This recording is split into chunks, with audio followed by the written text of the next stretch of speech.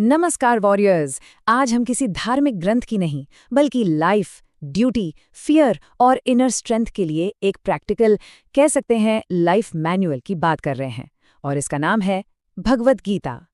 अगर कभी भी लाइफ में कंफ्यूजन, स्ट्रेस या सेल्फ डाउट महसूस हुआ है ना, तो ये बातें आपके लिए ही हैं। देखिए, गीता का ज्ञान किसी एक धर्म के लिए नहीं है, बल्कि हर उस इंसान के लिए है जो अपने अंदर चल रही कश्मकश का सामना कर रहा है। तो चलो इसमें और गहराई से उतरते हैं। जरा सोचिए, कुरुक्षेत्र का बैटलफील्ड, एक तरफ कर्तव्य की पुकार है और दूसरी तरफ इमोशंस का सैलाब। और इसी उथल-पुथल के बीच कहानी का हीरो, महान योद्धा अर्जुन, पूरी तरह से ब्रेक डाउन कर जाता है। अर्जुन का पहला सवाल बहुत ही नेचुरल है। वो अपने सामने अपने ही परिवार, अपने गुरुओं और दोस्तों को दुश्मन की तरह खड़ा देखते हैं और उनका दिल बैठ जाता है। उनका मन ना इस इमोशनल बोझ को उठाने के लिए बिल्कुल तैयार नहीं है। और इसके बाद उनके मन में एक मॉरल क्वेश्चन उठता है। क्या ये युद्ध जिसमें इतने अपने मारे जाएंगे, क्या ये सच में सही है, राइट है या रॉन्ग?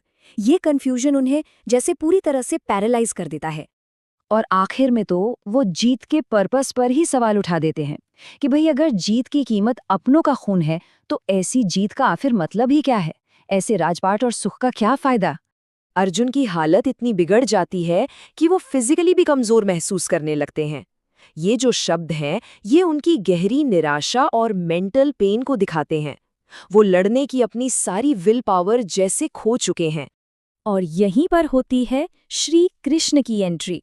वो अर्जुन को एक नया पर्सपेक्टिव देते हैं और समझाते हैं कि ये जो बाहरी युद्ध है ना, वो असल में उस अंदरूनी लड़ाई का सिंबल है जिसे हम सब अपनी लाइफ में फेस करते हैं, हमारे कर्तव्य और हमारी इच्छाओं के बीच की लड़ाई।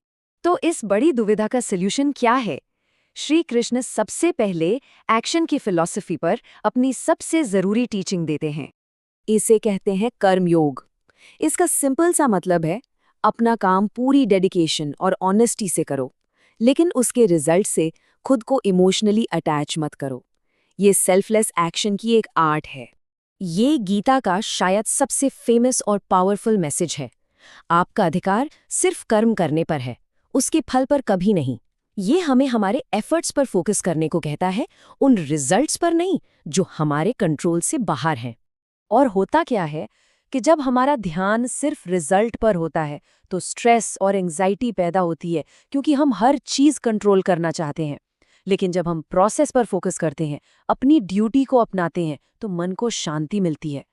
इसके बाद कृष्णा हमें जीवन की ड्यूअलिटीज जैसे सक्सेस और फेलियर, सुख और दुख, इन सबसे ऊपर उठना सिखाते हैं। ये लाइन हमें एक्सेप्टेंस और एक बड़ी प्रोसेस में ट्रस्ट रखने के लिए इनकरेज करती है। ये हमें सिखाती है कि लाइफ में होने वाली हर घटना का एक पर्पस होता है, भले ही हम उसे तुरंत ना समझ पाएं। गीता हमें सिखाती है कि हमारी ज्यादातर तकलीफों का सोर्स क्या है। डर, वो हमेशा फ्यूचर की अनसर्टेनिटी से जुड़ा होता है। पछतावा, वो हमेशा पास्ट की बातों से।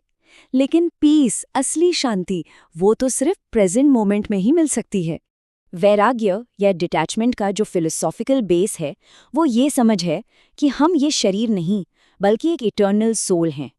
दुनिया के रिजल्ट्स जैसे जीत या हार, ये सब टेम्पररी हैं, लेकिन आत्मा परमानेंट है, इनडिस्ट्रक्टिबल है। तो सबसे ज़रूरी बात यह है कि डिटैचमेंट का मतलब अपनी रिस्पॉन्सिबिलिटीज़ से भागना नहीं है। इसका मतलब है डर और चिंता से फ्री होकर अपनी ड्यूटीज़ को पूरा करना। यह है फियरलेसनेस विथ रिस्पॉन्सिबिलिटी। अर्जुन की एक और बड़ी चिंता थी मन का चंचल नेचर। वो कृष्ण से पूछते हैं कि इस बेचैन मन को कंट्रोल कैसे किया जाए, और कृष्ण इसका एक बहुत ही प्रैक्टिकल सोल्यूशन बताते हैं। कृष्ण मन को काबू करने के लिए एक 3 स्टेप मेथड बताते हैं। पहला है अभ्यास, यानी कंसिस्टेंट प्रैक्टिस। दूसरा है वैराग्य, यानी रिजल्ट से अटैचमेंट छोड़ना। और तीसरा है भक्ति, यानी एक हायर पावर के प्रति सरेंडर और ट्रस्ट। ये एक बहुत ही पावरफुल स्टेटमेंट है जो सेल्फ कंट्रोल की इंपॉर्टेंस को दिखाता है। जब हम अपने मन पर मास्टरी हासिल कर लेते हैं, तो हम किसी भी भारी चैलेंज का सामना करने के लिए तैयार हो जाते हैं। लेकिन सवाल यह है कि क्या ये एंशिएंट विजडम आज भी रेलेवेंट है? बिल्कुल है। गीता की टीचिंग्स हमारी मॉडर्न प्रॉब्लम्स का डायरेक्ट सॉल्यूशन देती हैं। जरा देखिए, गीता कैसे आज की प्रॉब्लम्स का सल्यूशन देती है। करियर को लेकर कंफ्यूजन है?